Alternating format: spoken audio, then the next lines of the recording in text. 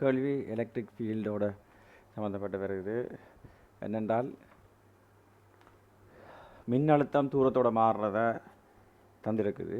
அந்த மின்னழுத்தம் தூரத்தோட மாறுறதை வச்சு மின்புலச்சரிவு எப்படி இருக்க மட்டும் கேட்டிருக்குது. மின்புலச்சரிவுன்னு சொன்னால் சமன்பாடு தெரியும். மின்புலச்சரிவுன்றதுக்கு மின் அழுத்தத்துக்கும் தொடர்பு. மின்புலச்சரிவு இ என்று சொல்கிறது மைனஸ் மின்னழுத்த படித்திறன். அழுத்தத்துக்கும் டிக்கும் கீற கிராஃப், தூரத்துக்கும் கீற கிராஃபில் படித்திறன் இந்த மைனஸ் தான் மின் புலச்சரிவு வேறு. ஸோ இந்த கிராஃபை நாங்கள் சில ரீஜனாக பிரிக்கலாம். இதை ஓண்டு போட்டால், இதை ஏ என்று போட்டால், இதை பி என்று போட்டால், இதை சி என்று போட்டால், ரைட். ஓ தொடக்கம் ஏ வரைக்கும் என்ன நடக்குது மின் புலச்சரிவுக்கு, அதை ஈவன் எடுப்போம். அதே மாதிரி ஏ தொடக்கம் பி வரைக்கும் மின் புலச்சரிவுக்கு என்ன நடக்குது, பி தொடக்கம் சி வரைக்கும் மின் புலச்சரிவுக்கு என்ன நடக்குது என்று கண்டமன்னா சரி. பார்த்தோன்னே விளங்குது பிசியில் மின்னழுத்த படித்திறன்ன்றது மாறலை. அதாவது மின்னழுத்தம் மாறலை. மின்னழுத்தம் மாறலைன்றால் அடுத்த படித்திறன்றது பூச்சியமாக வரும். மின்புலச்சரிவு கட்டாயம் பிசி என்ற பகுதியில் கடைசி போர்ஷனில் மின்புலச்சரிவு பூச்சியமாக இருக்கணும். அப்படி இருக்கணும் என்றால் இதில் நெகட்டிவாக இருக்குது, இதில் மேக்ஸிமம் இருக்குது, அப்புறம் நெகட்டிவாக இருக்குது. இது வராது. ரைட். பூச்சியாக வரணும் கடைசி துண்டு. இதில் கடைசி துண்டு பூச்சியமாக வருது வரலாம், கடைசி துண்டு பூச்சியமாக வருது வரலாம். இங்கே மாறாமே இருக்குது வராது. இதில் கடைசி துண்டு பூச்சியமாக இருக்குது வரலாம். அப்போ வரக்கூடிய விட இதை வச்சு நாங்கள் என்னத்தை சொல்லலாம் என்றால் 2, 3, 5. அதே நேரம் ஈவனை நான் கண்டமென்றால் அடுத்த படித்திறன் இந்த ஓஏ என்ற துண்டுக்குள்ளே அடுத்த வித்தியாசம் 2 பட்டி இருக்குது. அப்போ 2க்குள்ள 1 அதில் மைனஸ், அப்போ -2 என்று வரும். ஸோ -2ல் தொடங்க வேணும் கிராஃப். இந்த 1 2 -2ல் தொடங்குது, இது +2ல் தொடங்குது வராது. இது +2ல் தொடங்குது வராது. அப்படி என்ன ரெண்டாவது தான். மற்ற செய்ய தேவையில்லை, வேணுமென்றால் செஞ்சு பார்க்கலாம். இந்த ஏபி என்ற துண்டென்றால் இந்த உளவு துண்டையும் எடுத்தீங்கன்றால் படித்திறன் 0 -2க்குள்ள -0 -2க்கு கீழே 1 வரும். அது 2 வரும். அப்படின்னா மைனஸ் இன்ட்டு மைனஸ் ப்ளஸ் வந்து 2 வரும். நேரண்டு வரும். நேரம் மாறாது. ரெண்டாவது விட தான் இதுக்கு பொருத்தமானபடியாக இருக்கு.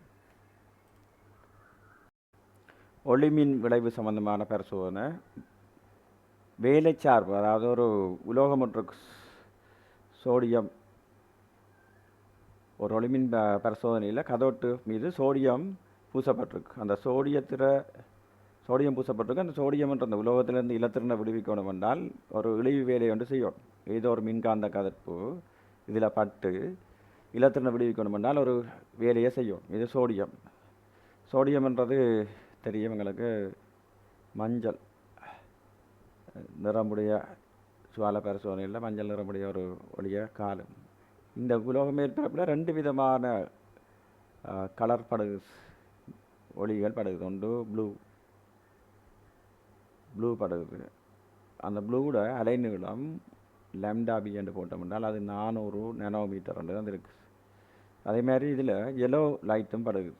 சோடியத்தில் எல்லோ, அந்த எல்லோக்குரிய அலைநீளம் λy என்று போட்டோம் என்றால் அது 600 நானோமீட்டர் இருக்குது. ரைட். இதில் ஒரு தரவு தந்திருக்கேன் என்றால் இந்த சோடியத்திலிருந்து இலத்திறனை விடுவிக்கணும் என்றால் செய்ய வேண்டிய எளிய வேலை சார்புன்னு சொல்கிறது. வேலை சார்பை இங்கிலீஷில் ஒர்க் ஃபங்க்ஷன் சொல்லுவாங்க. அதை பை அல்லது W என்று சொல்லலாம். அதாவது ஒரு உலோக மேற்பரப்பிலிருந்து இலத்திறனை விடுவிக்கிற தேவையான இழிவு வேலை.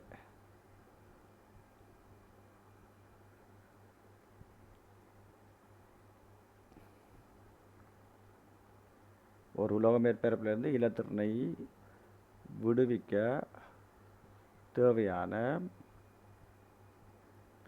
இழிவு வேலை. இதை வேலை சார்புன்னு சொல்லுவோம். அந்த இழிவு வேலை என்றது இங்கே எவ்வளோ என்றால் அது இந்த சோடியத்துக்கு அந்த வேலை சார்புட பெருமானம் 2.3 இலத்திரன் வோல்ட்னு தான் இருக்குது. இலத்திரன் வோல்ட்டை ஜூலா மாற்றணும் என்றால் 1 வருஷம் 1019 பெருக்கணும். ஆனால் அது தேவையில்லை. அப்படி இல்லாமே செய்யலாம் இதை. ரைட். இப்போ இதில் ப்ளூ லைட்டும் படுகுது, சோடியத்தில் எல்லோவும் படுகுது. ப்ளூ லைட்டை நாங்கள் பார்ப்போம். ப்ளூக்கு ரைட்.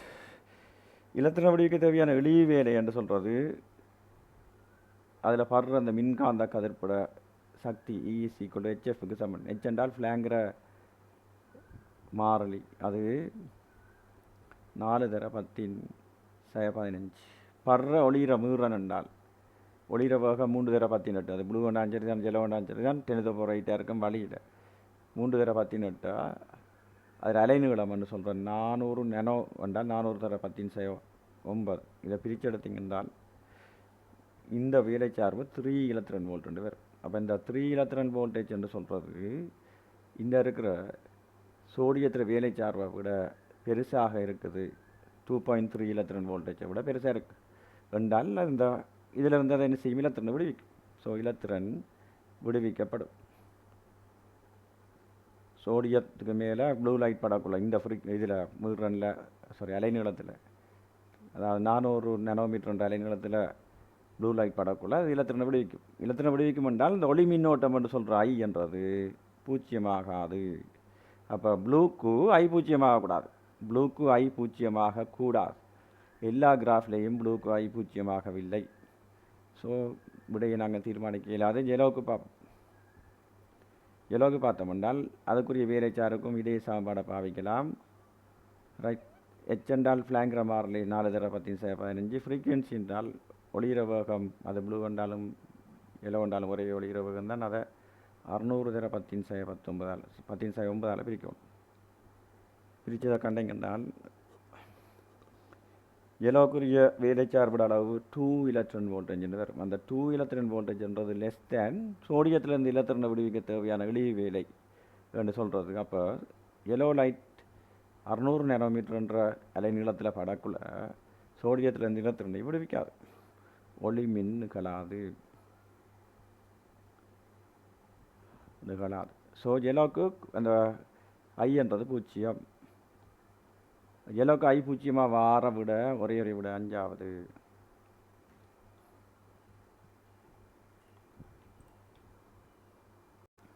இது எலக்ட்ரானிக்ஸில் லாஜிக் கேட் சம்மந்தமான கேள்வி. நன் கேட்ஸை பயன்படுத்தி ஒரு சுற்று அமைக்கப்பட்டிருக்குது. ஏபிஎன்னு 2 சிக்னல் கொடுக்குறாங்க. ஏபிஎன்னு 2 சிக்னல் இருக்குமென்றால் எங்களுக்கு தெரியும். ஏபி அங்கால வரது அவுட்புட். ஏக்குரிய பாசிபிள் வேல்யூ 0 0 1 1 என்றால் அங்கால 0 1 0 1 என்று வரப்போஸ். இதை சொல்கிறதுக்கு உண்மை அட்டவணை என்று ட்ரூத் டேபிள் என்று சொல்லுவோம். ஓகே. ரைட். இந்த எஃப் என்ற அவுட்புட் ரைட் ஏபி என்ற இன்புட்ஸ் இப்படி இருக்கக்குள்ள எஃப் என்ற அவுட்புட் எப்படி இருக்க முடியும். இதில் ஏ என்றது 0 என்றால் ரைட் இதில் 0 கொடுபடும். இங்கேயும் 0 0 கொடுபடும். நன்றது பெருக்கி போட்டு பார் எடுக்கும். 0 0 பெருக்கினால் 0 பெருக்கி பார் எடுத்தால் 1. ரைட். இந்த 1 இங்கே வரும். அதேமாதிரி பின்றது ஃபஸ்ட் டைமில் பார்த்தோம்னா இதுவும் 0 இதுவும் 0 பியும் 0 இருக்குது. அப்போ இதில் 0 கொடுபட போகுது. இதுக்குள்ளேயும் 0 கொடுபட போகுது. இந்த 1ம் 0 என்ன செய்யணும் நான் பெருக்கி போட்டு பார் எடுக்கும். பெருக்கினால் 0 பார் எடுத்தால் 1. இந்த 0 0 பெருக்கி போட்டு இது பார் எடுக்கும். பெருக்கினால் 0 பார் எடுத்தால் 1. இந்த இருக்கிற நெண்ட் இந்த வார 2 ஒன்றையும் பெருக்கி போட்டு பார் எடுக்கும். பெருக்கினால் 1 பார் எடுத்தால் 0. அப்போ முதலாவது ரோவில் இவர் 0 ஒன்று வரும். அப்போ இந்த விட வராது. முதலாவது 0 ரோவில் வந்து எஃப்க்கு 0 ஒன்று வரும். அப்போ 1 இருந்தாலும் வராது. இதே மாதிரி எல்லாத்தையும் போட்டு பார்த்தோம்னால் விடை எடுக்கலாம். ரைட். ஏ 0 இருக்கக்குள்ள பீர வேல்யூ என்னென்று பார்க்கணும். அடுத்தது ஏ 0 இருந்தால் என்ன நடக்கும்னு தெரியும்.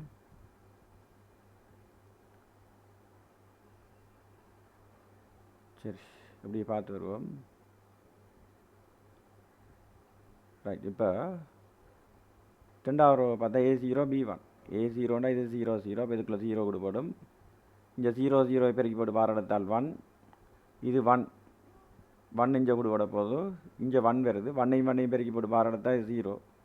இங்கே 0 இது வந்து 1 இந்த போகுது 1 அப்படியே போகுது. 1ஐயும் 0ஐயும் பெருக்கினால் 0 பார் எடுத்தால் 1. 1ம் 0 இதுக்கு இன்புட்டாக கொடுப்படுது. பெருக்கி போட்டு பார் எடுக்கும். பெருக்கினால் 0 பார் எடுத்தால் 1. அப்போ 2வது ரோவில் எஃப்க்கு 1 என்று வரணும். 2வது ரோவில் எஃப்க்கு 1 என்று வர்றது இது வரலாம்.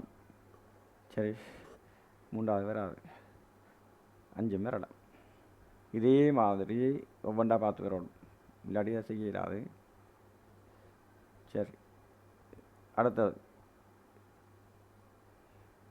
3வது ரோவை பார்த்தோம்னால் ஏ என்றது 1 B0. ஏ என்றது 1 B0. 1 என்றால் இது 1 இருக்க போது. இங்கே 1 கொடுப்படும். 1ஐயும் பெருக்கி போட்டு பார் எடுத்தால் 0. இங்கே 0 வருது. இதில் 0 வருது, 0வையும் பெருக்கி போட்டு இவர் என்ன செய்யும், இதால் 0 வருது, இதால் 0 வருது, பெருக்கி போட்டு பாரடத்தால் 1.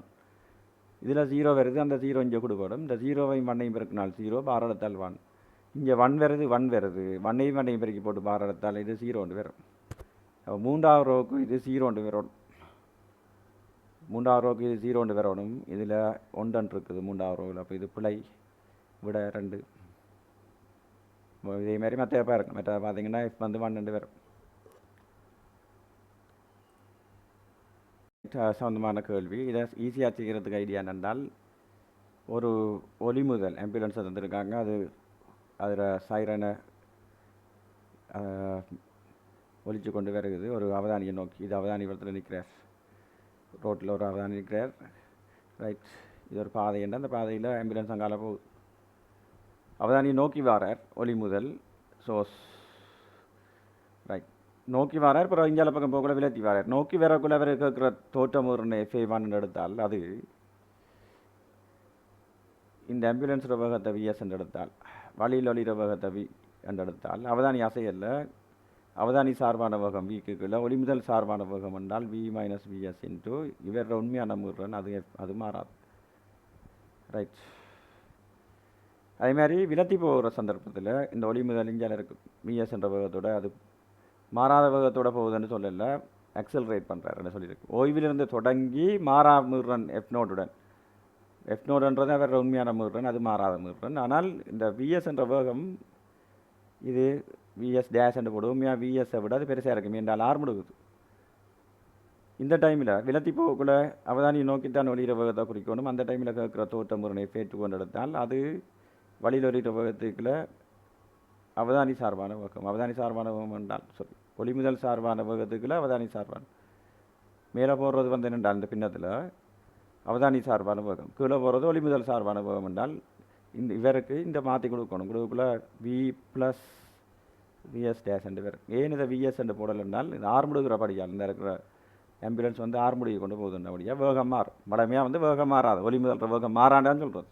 ஒளி முதல்ற வேகம் மாறாண்டா இந்த கிராஃப் எப்படி வந்திருக்கும் என்றால், டைமோட எங்களுக்கு அவதானி கேட்குற தோற்ற மீறன் எப்படி இருக்கும் என்றால், நோக்கி வரக்குள்ள ஒரு உயர்வான மீறன், அதேமாதிரி விலத்தி போக்குள்ள ஒரு குறைவான மீறன், விலத்தி போக்குள்ள ஒரு குறைவான மீறன் கேட்டிருக்கும். சரி, நோக்கி போக்குள்ள ஒரு மீறன், விலத்தி போக்குள்ள அதை விட கொஞ்சம் குறைவான ஒரு மீறன் கேட்டிருக்கும். அது அப்படின்னா 2வது விடன்னு சொல்லியிருக்கலாம் அந்த கேஸில். ஆனால் இங்கே வேகம் கூடுது. வேகம் கூடினால் இந்த ஃப்ரீக்வென்சி, ரைட், ஒளி முதல்ற வேகம் கூடுது. வேகம் கூடினால் ஃப்ரீக்வென்சி என்ன செய்யும், ஸ்டார்ட்டில் நோக்கி வரக்குள்ள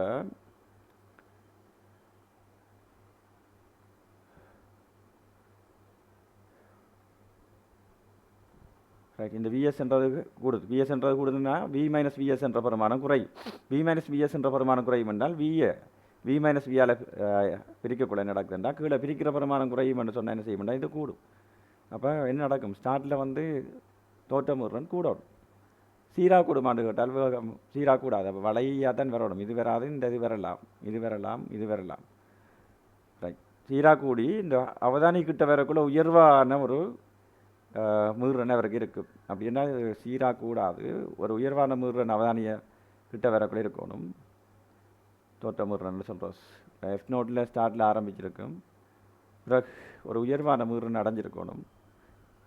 உயர்வான மீறன் அடைஞ்சிருக்கணும். அது இப்படி விளையுதல் அடி மற்ற மாதிரி விளையுதுன்றங்களுக்கு தெரியாது. பட் நாங்கள் கெஸ் பண்ணலாம், அவதானி விட்டு விலத்தி போகக்குள்ள என்ன நடக்கும் என்றால், விலத்தி போகக்குள்ள இந்த இருக்கிற வேகம் VS டேஷ்ன்றது கூடத்தான் போகுது. கூடுனால் இந்த கூட்டுறோம் நாங்கள் கூட்டக்குள்ளே ஒரு ஆளை ஒரு பெரிய ஒரு பெருமானத்தால் பிரிக்கக்குள்ள இது நல்லா குறைஞ்சிடும். அப்போ குறைஞ்சி என்ன செய்யும் என்றால், முடிவிலிக்கிட்ட அவர் நல்ல தூரத்தை அவதானியை விட்டு நல்லா விலத்தி போயிட்டார் என்றால் குறைஞ்சி இது பூச்சியத்துக்கிட்ட அடையும். இப்போ என்ன நடக்கும், குறைஞ்சி வரணும் இது. ரைட், குறைஞ்சி வரணும். அவதானி கிட்ட இருக்கக்குள்ள நல்லா கூட இருக்கும். சரி, ஒரு உயர்வான பெருமானத்தை அடைஞ்சு வரக்கூடிய விட இந்த விடையும் வராது, ரெண்டும் வராது. சரி,